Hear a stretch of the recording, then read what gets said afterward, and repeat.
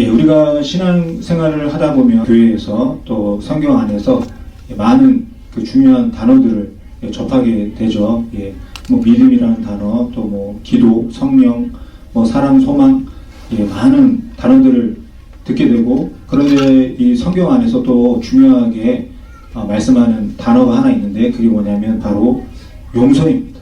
예, 이 용서라는 말은요 참 너무나 귀하고 아름다운 말이죠. 우리가 용서할 때 관계가 회복이 되잖아요. 예, 얼마나 감사합니까?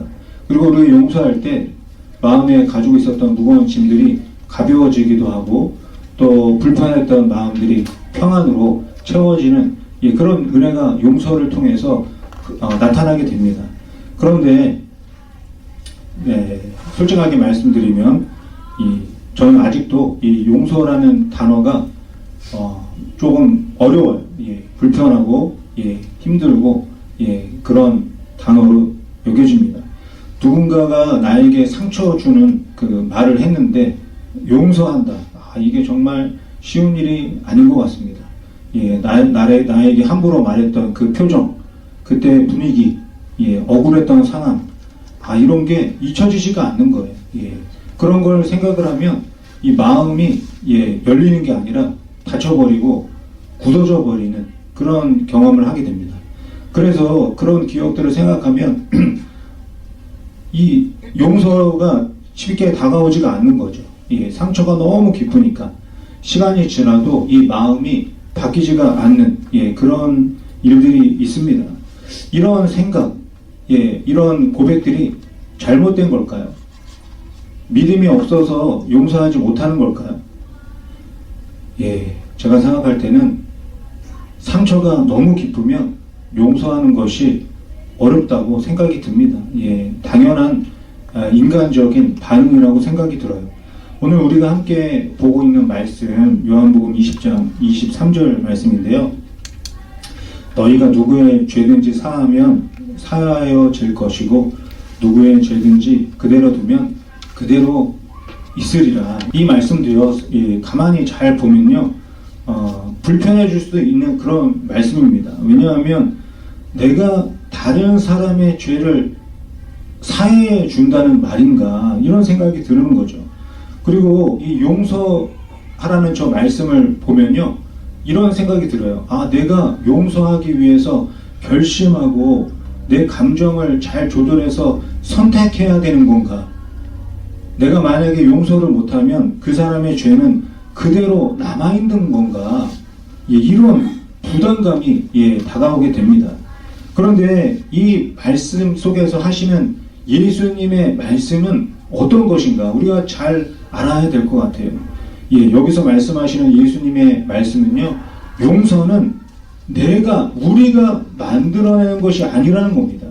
하나님이 이미 이루어 놓으신 용서가 우리의 삶을 통해서 그대로 흘러가는 그 은혜에 대해서 말씀하고 있는 거예요. 예수님은 제자들을 용서의 주체나 또 용서를 선택하고 판단하는 그런 판사와 같은 역할로 이런 이야기를 하시는 게 아닙니다. 하나님의 용서를 흘려보내는 통로의 삶을 살라고 예수님이 제자들에게 말씀하고 있는 거예요. 오늘 우리도 마찬가지입니다. 우리에게도 용서의 주체가 되라고 말하는 것이 아니라 통로가 되라고 말씀하고 있는 거예요. 이 요한복음 20장 23절은요, 기독교 역사 속에서 너무나 논란이 많았습니다. 그래서 이 앞뒤 문맥을 보지 않으면요, 이 구절 하나만으로는요, 많은 오해가 생길 수가 있어요. 그래서 19절부터 22절까지 예수님이 제자들에게 어떻게 다가가셨는지를 보는 것이 너무나 중요합니다.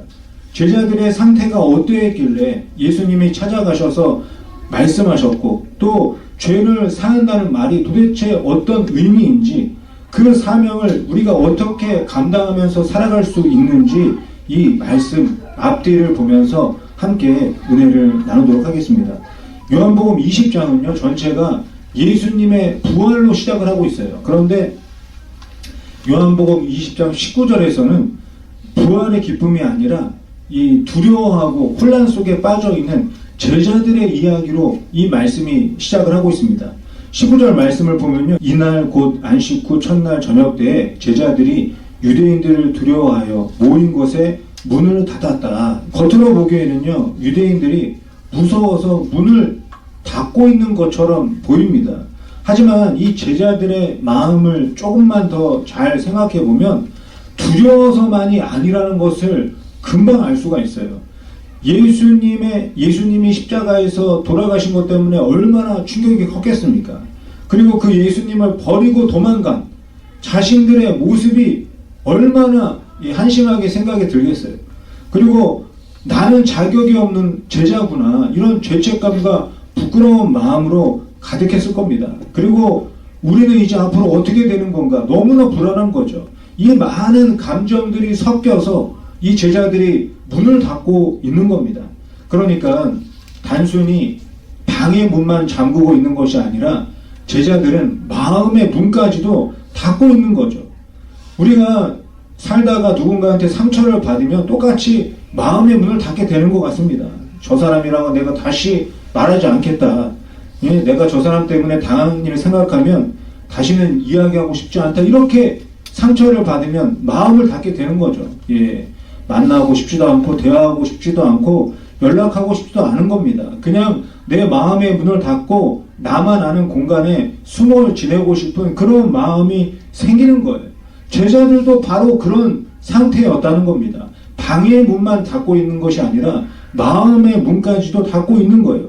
이런 상태에서 만약에 예수님이 그 상태에서 그냥 바로 다른 사람의 죄를 용서해라, 이렇게 말했다고 생각해 보시기 바랍니다.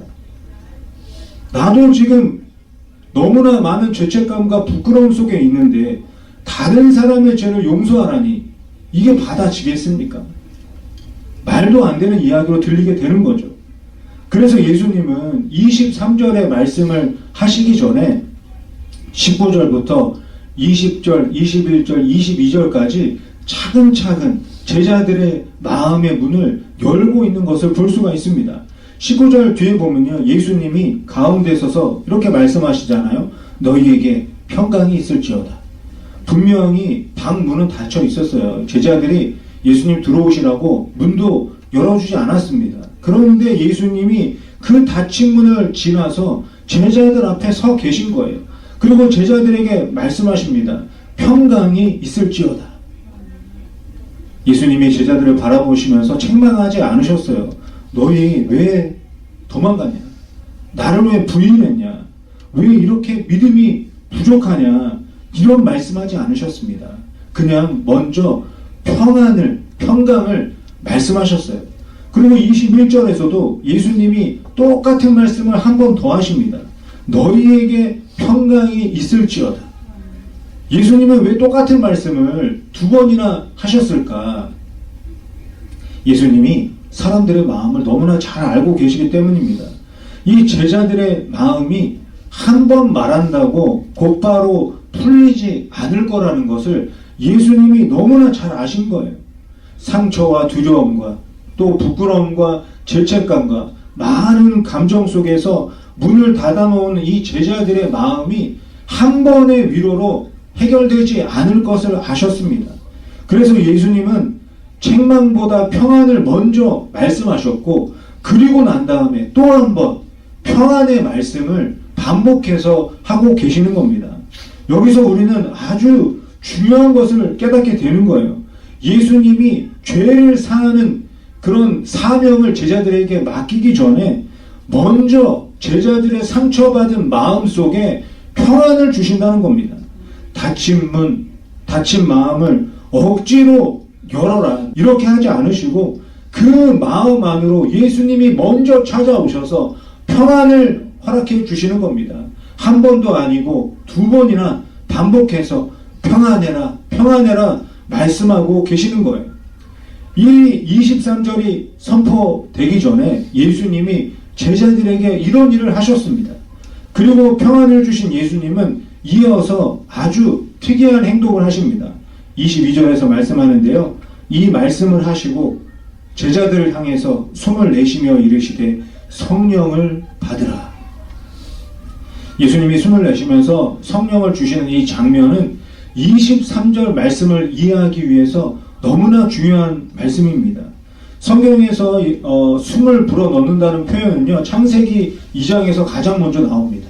예, 하나님이 사람의 코에 생기를 불어넣으시고 사람을 생명이 되게 하셨다고 말씀을 하세요. 예수님도 제자들에게 똑같이 하는 거예요. 성령을 불어넣어 주십니다. 두려움과 죄책감에 눌려있는 이 제자들에게 성령을 불어넣어 주시면서 옛사람, 옛 마음, 옛 상태로 사명을 감당하지 말고 지금 불어넣어준 성령을 의지해서 이 사명을 감당할 수 있도록 예수님이 숨을 불어넣어 주신 겁니다. 제자들의 마음을 새롭게 하시고 그 안에서 성령님이 제자들을 도울 수 있도록 예수님이 차근차근 하나씩 일하고 계시는 거예요. 그리고 나서 23절의 말씀을 하고 계시는 겁니다. 너희가 누구의 죄든지 사하면 사하여질 것이다. 이 말씀을도요, 겉으로만 보면 오해할 수가 있습니다. 마치 제자들에게 누굴 용서하고 누구는 용서하지 않을 그런 권세를 주신 것처럼 오해가 될 수가 있어요. 제자들이 판사처럼 선택할 수 있는 것처럼 보이기도 합니다. 그러나 예수님이 제자들에게 하시는 말씀은 그런 말씀이 아니에요. 너희가 판단해서 용서를 하든지 말든지 해라, 이런 말씀을 하고 계시는 게 아닙니다. 앞으로 죄 사함의 사명을 감당할 때는 너희의 감정이나 너희의 판단으로 하는 것이 아니라 우리 안에 불어넣어 주신 성령님의 도우심을 받아서 용서하면서 살라고 말씀하고 있는 것이죠. 그러니까 이 용서는요, 우리가 하는 일이 아니라는 겁니다. 하나님이 하시는 일이라는 거예요. 하나님이 도와주셔서 하시는 일이라고 말씀하고 있습니다. 특별히 성령님은요, 우리 안에서 계속 말씀하는 거예요. 용서의 주체가 너희가 아니다. 용서는 인간이 만들어내는 어떤 감정이나 열심이 아니라 십자가에서 이미 이루어진 하나님의 은혜라는 것을 성령님이 계속 알려주시는 거예요. 그리고 이 사실을 세상 가운데 알리고 선포하는 역할을 제자들과 교회에 맡기셨다는 것을 또 성령님이 깨닫게 하시는 겁니다.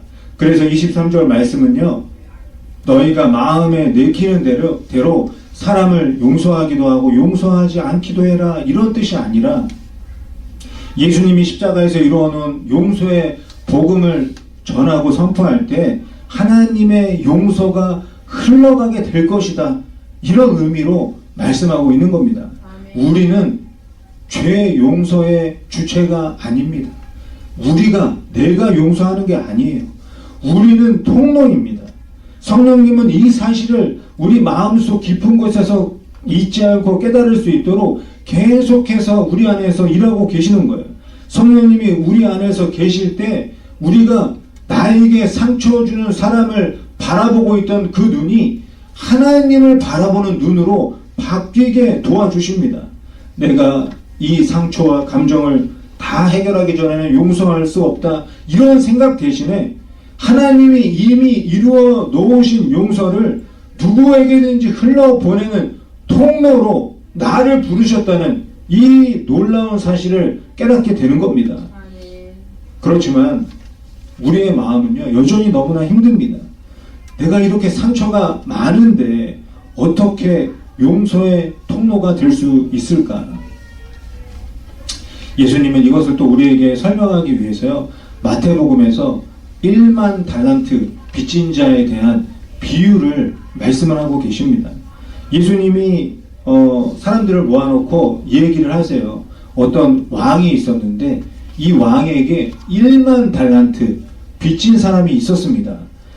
이 1만 달란트가 얼마나 큰 건지 여러분 아시는지 모르겠어요. 일단 한 달란트는요, 얼마나 되는 금액이냐면 요즘으로 하면요, 한 사람이 15년에서 20년 일하고 번 돈이 한 달란트입니다. 그러니까 만 달란트는 어떻게 되는 거예요? 20만 년을 일해야 벌 수 있는 돈입니다. 제가 아무리 오래 살아도 200년 살 수 있겠어요?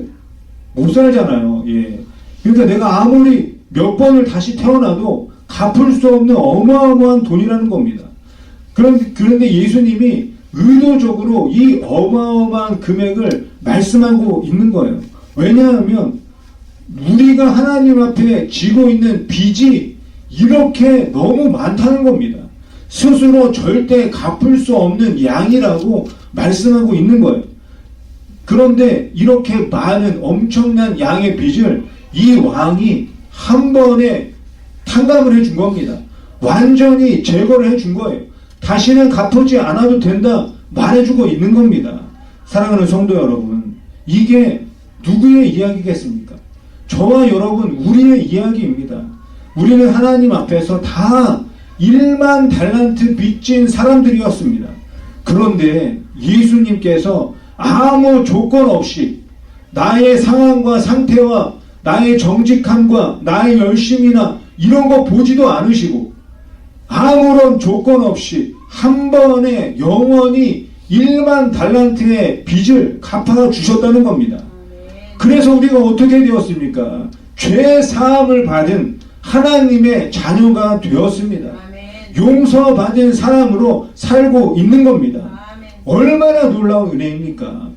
사랑하는 성도 여러분, 우리가 이것만 생각해도 감사하면서 살아야 될 줄 믿습니다. 그런데 예수님은 여기서 이 비유를 끝내지 않습니다. 그 다음 장면에 보면요, 100데나리온 빚진 사람이 등장을 합니다.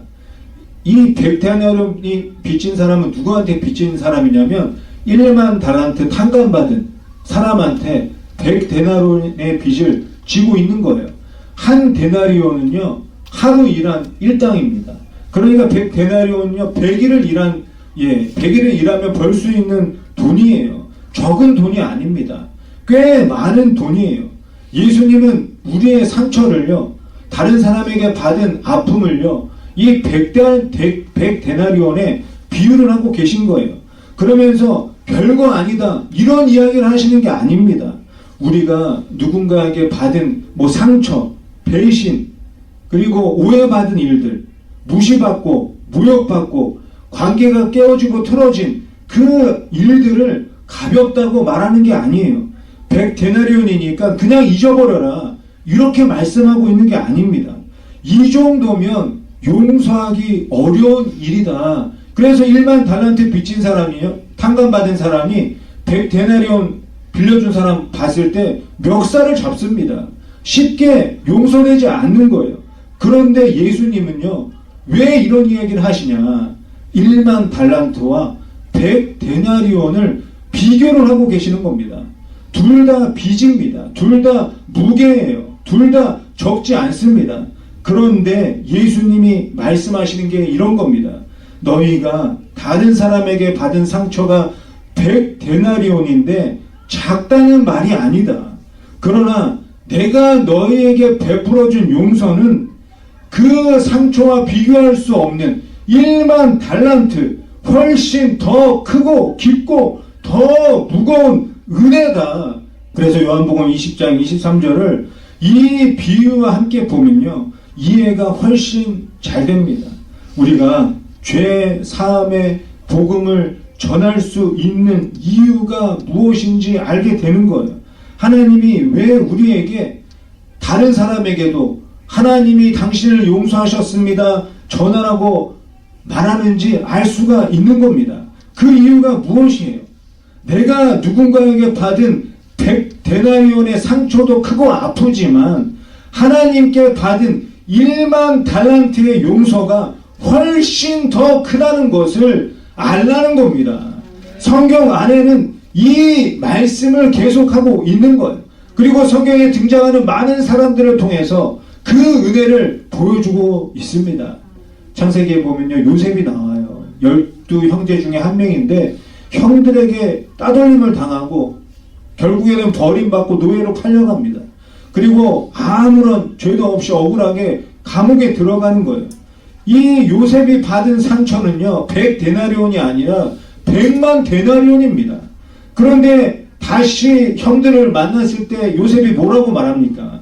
창세기 45장 5절에서 형들이 나를 이곳에 팔았다고 해서 근심하지 마세요. 한탄하지 마세요. 하나님이 생명을 구원하시려고 나를 형들보다 먼저 보내셨습니다. 형들이 나를 이곳에 팔았지만 하나님은 우리를 살리시려고 나를 먼저 보내셨습니다. 요셉은 자신에게 상처 준 형들에게 이런 이야기를 하고 있는 겁니다. 어떻게 해서 이런 이야기를 하겠습니까? 하나님을 바라보는 눈으로 바뀌었기 때문에 이런 이야기를 할 수가 있는 것이죠. 그래서 복수 대신에 용서가 흘러가게 된 것입니다. 우리 스데반 집사님도 우리가 잘 알잖아요. 사람들이 돌을 던져서 스데반을 죽였습니다. 그때 스데반이 기도하죠. 사도행전 7장 60절에서 주여 이 죄를 그들에게 돌리지 마옵소서. 스데반이 이 기도를 할 수 있었던 이유는요, 돌을 던지고 있는 사람들의 얼굴만 본 것이 아니라 하늘이 열리고 나를 바라보고 계시는 예수님을 보았기 때문입니다. 하나님의 은혜와 영광을 본 사람에게서는요, 용서가 자연스럽게 흘러가게 된다는 것입니다. 요셉과 스데반이 대단해서가 아니에요. 그들의 삶 안에서 1만 달란트의 은혜가 얼마나 큰지 성령님이 깨닫게 해주시고 보여주셨기 때문입니다. 그래서 이들이 하나님의 용서를 세상에 흘러보내는 통로의 삶을 살게 된 것입니다. 요한복음 20장 23절에서 죄를 사한다는 말은요, 바로 이런 사람들을 말하는 것입니다.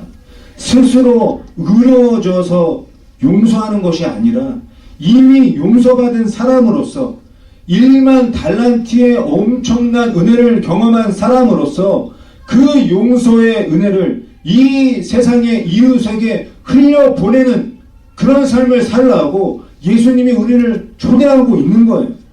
사랑하는 성도 여러분, 제자들은 처음에 두려워서 죄책감과 상처 속에서 문을 닫고 있었습니다.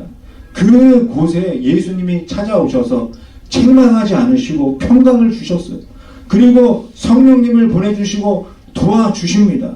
그리고 난 다음에야 죄를 용서해라 이렇게 말씀하고 있는 겁니다. 우리에게도 마찬가지예요. 우리에게도 100데나리온만큼 크고 아픈 상처가 있을 수 있습니다. 나는 용서 못하겠습니다 말할 수가 있어요. 그래서 하나님은요, 그 아픔을, 상처를 억누르라고 말씀하지 않으십니다. 오히려 이렇게 말씀하세요. 네 힘으로 안 된다는 거 나도 안다 말씀하십니다. 그래서 내가 너의 죄를 먼저 용서했다. 내가 1만 달란트의 빚을 탕감해 주었다. 그리고 너를 도울 성령도 보내주었다. 이제는 용서의 주인이 아니라 용서의 통로로 살아라 말씀하고 있는 것입니다. 그래서 우리가 오늘 할 일은 무엇이냐? 오늘 당장 나에게 아픔을 주고 상처를 준 사람을 찾아가서 용서하겠습니다 이렇게 결단하라는 것이 아닙니다. 하나님, 이 문제의 판단은 하나님께 맡기겠습니다. 내가 쥐고 있었던 이 억울한 마음을 하나님께 조금씩 내어드리겠습니다. 성령님, 내 마음을 만져주세요. 딱딱하게 굳어있고 닫혀져 있는 마음을 만져주세요. 상처 준 사람만 바라보지 말고 하나님을 바라볼 수 있도록 도와주세요. 이 기도가 바로 용서의 시작입니다. 내가 용서하는 것이 아니라 하나님이 내 안에서 일하는 것입니다. 나는 그저 내가 받은 용서를 흘려보내는 통로로 살아가는 것입니다. 사랑하는 성도 여러분, 우리는 스스로 용서할 수 없습니다. 그러나 우리는 1만 달란트라는 엄청난 용서의 은혜를 받았습니다. 말로 설명할 수 없는 은혜입니다. 이 은혜를 마음에 깊이 새겨야 합니다. 그 은혜가 우리 안에 깊이 새겨져서 나에게 100데나리온의 상처를 준 사람들에게도 용서의 은혜가 흘러가는 통로로 살아야 하는 것입니다. 내가 용서하는 것이 아니라 나를 용서하신 하나님의 크고 놀라우신 은혜와 사랑을 자연스럽게 흘려보내는 것입니다. 그 사람이 내 마음에 들든 들지 않든 용서의 통로는요, 받은 용서가 자연스럽게 흘러갈 수밖에 없는 것입니다. 나를 용서하신 하나님의 용서, 내가 이미 받은 용서를 흘려보내는 것은 통로에게는 힘든 일이 아닙니다. 그냥 자연스러운 일이에요. 나는 용서할 수 없지만 그냥 용서가 흘러가는 겁니다. 우리 교회도 마찬가지입니다. 오늘 우리가 공동의회를 할 텐데 지금까지 하나님께서 우리에게 베풀어 주신 은혜를 생각하면 너무나 놀랍습니다. 우리가 다른 사람보다 의롭고 훌륭해서 다른 사람보다 믿음이 좋아서 이렇게 따로 모아서 은혜를 베풀어 주신 것이 아닙니다. 우리 교회는 엄청난 죄를 용서받은 사람들이 모인 공동체입니다. 그렇기 때문에 우리 교회의 자랑은 나를 용서해 주신 오직 하나님 한 분밖에 없습니다. 엄청난 죄를 용서받은 사람은 무슨 일을 해도 나를 용서해 준 분에게 자연스럽게 영광을 돌릴 수밖에 없습니다. 나를 용서해 주셔서 내가 지금 여기에 있습니다. 나를 용서해 주셔서 내가 지금 살고 있습니다. 용서의 은혜가 자연스럽게 흘러가게 되어 있습니다. 나하고 사이가 좋은 사람이든 사이가 좋지 않은 사람이든 가리지 않아요. 통로는요, 다 모든 사람에게 받은 용서의 은혜를 흘려보내게 되는 겁니다. 우리가 그렇게 살라고 우리를 그렇게 부르고 계십니다. 사랑하는 성도 여러분, 오늘 요한복음 20장 23절의 말씀을 꼭 기억하시기 바랍니다. 하나님이 베풀어 주신 용서의 은혜를 잊지 마시기 바랍니다. 개구리 올챙이적 일을 잊지 마시기 바랍니다. 하나님이 베풀어 주신 용서의 은혜가 얼마나 크고 놀라운지 꼭 기억하시기 바랍니다. 그리고 그 은혜를 흘려보내는 통로로 살아가시기 바랍니다. 하나님이 베풀어 주신 용서의 은혜가 우리의 가정과 자녀들에게, 우리 이웃의 교회와 모든 사람들에게 흘러가서 모두 함께 용서의 은혜를 누리게 만드는 우리 하와이 순복음교회와 모든 성도님들 되시기를 예수님의 이름으로 간절히 축원드립니다. 기도하겠습니다.